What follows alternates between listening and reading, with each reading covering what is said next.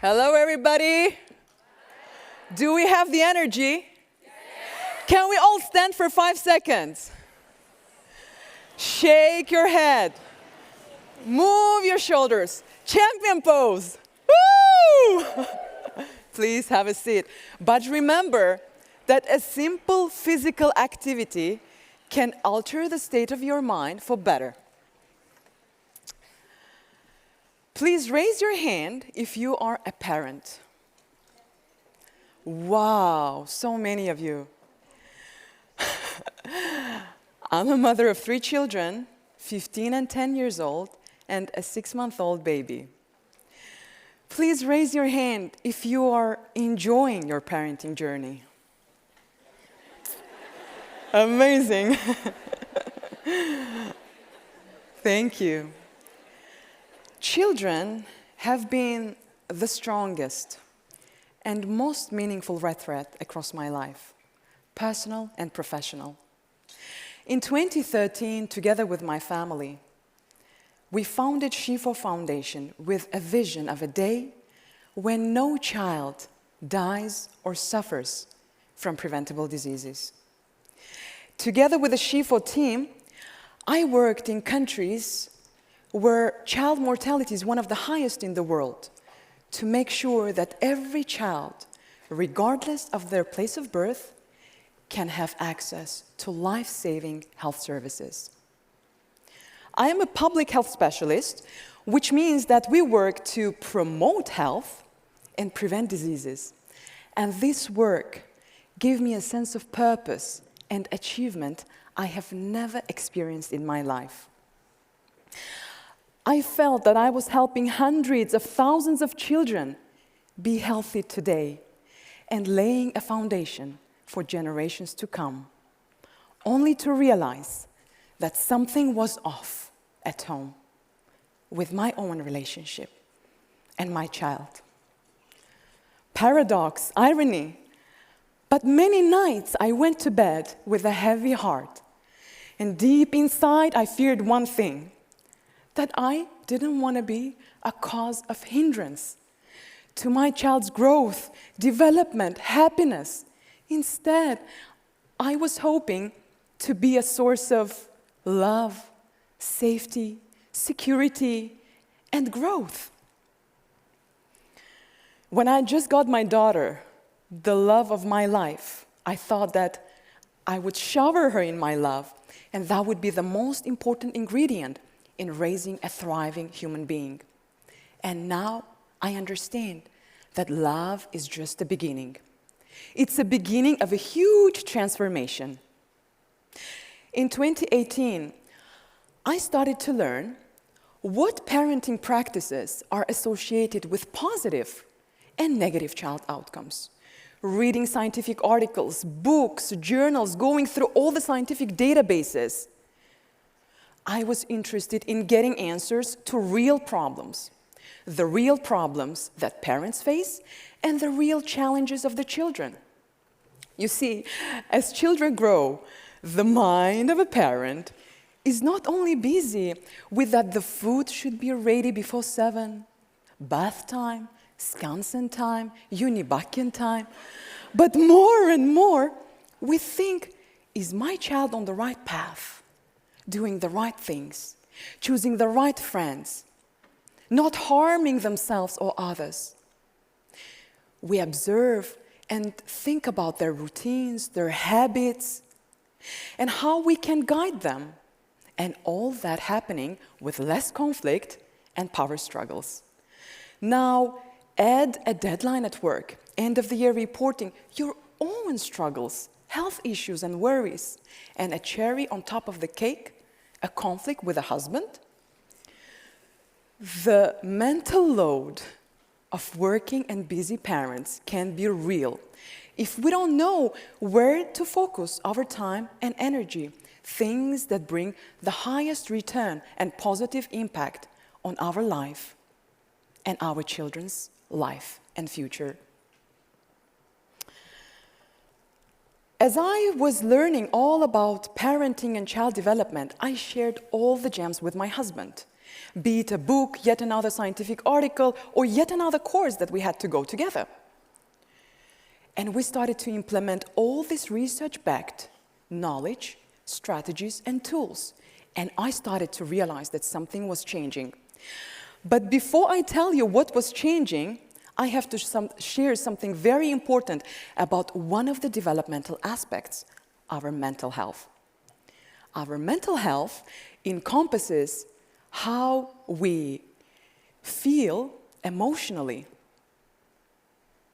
socially, and psychologically. It affects how we think, feel, and behave. And many mental health disorders we experience as adults are rooted in our childhood experiences. Did you know that more than 165 million children and adolescents aged 10 to 19 are living with a mental health disorder? 40% of it being associated to anxiety and/or depression. And today, close to 1 billion people in the world are living with a mental health illness. 1 in 8 people that we meet in the world, and it can be anyone sitting next to us. These numbers shocked me. How can we achieve sustainable development goals by 2030 if we're not sustainable ourselves? How can we positively contribute to the world around us if we are living suboptimally and not feeling well? Were one of the hundreds of questions we asked ourselves while developing L'Aprica's evidence-based parenting program. And we found incredible and helpful things.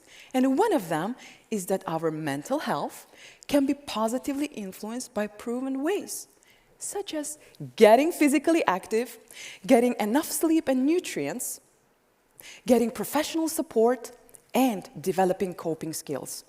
So today, now, I will share with you one of the vital life skills that we teach as part of our parenting program. It's called emotional intelligence, EQ.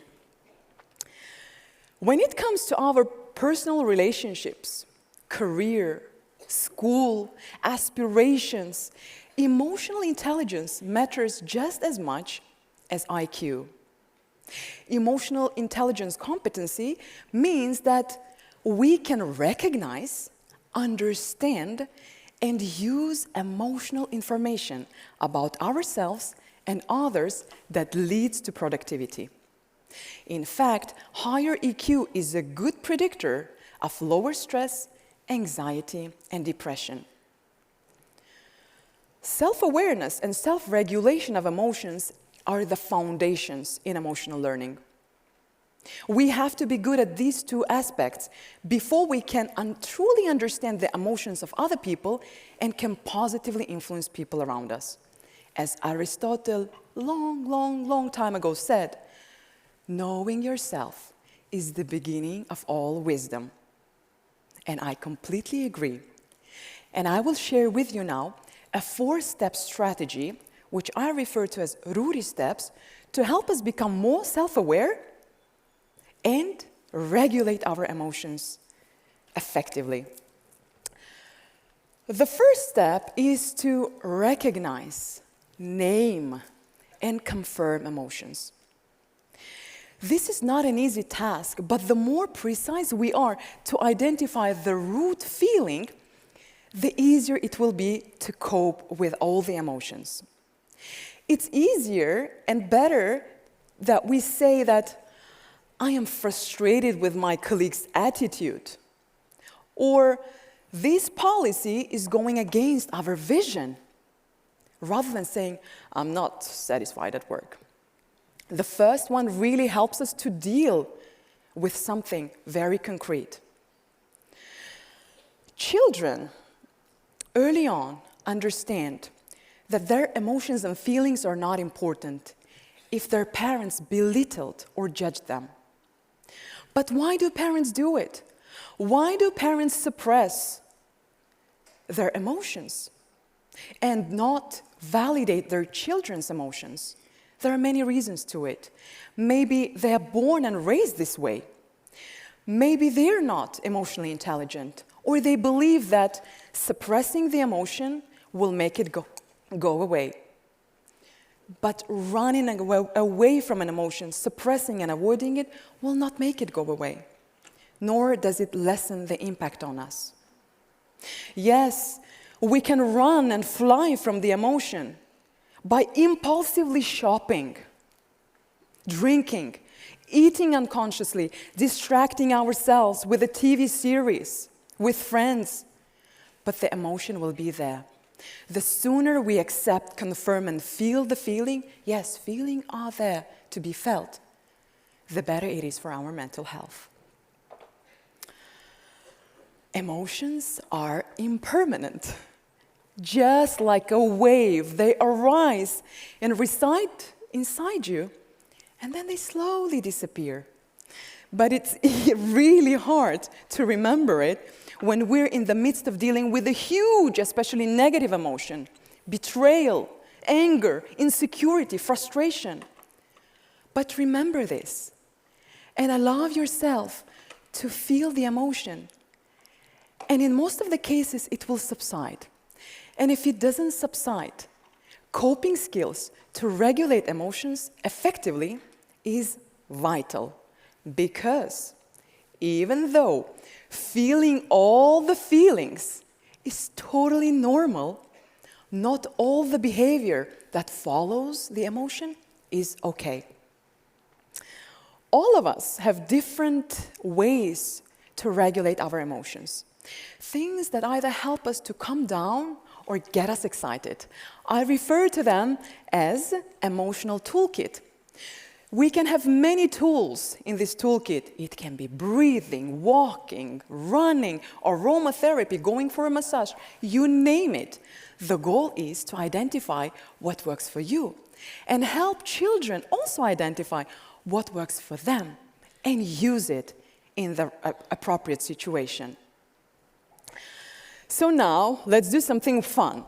I will divide you into two groups. So from here, this group, you are called sun, and you are called shine, all right? I'll ask you the same question, one question, and the question is, do you use breathing as one of your effective ways to cope with emotion? And if it's a yes, you clap. If it's a no, you don't do anything, all right? Are you guys ready? Okay, son, do you use breathing to help you calm yourself down? 1, 2, 3. Wow, amazing. Shine, it's your time to shine. Let's do it. Do you guys use breathing as an effective way to help you regulate your emotions?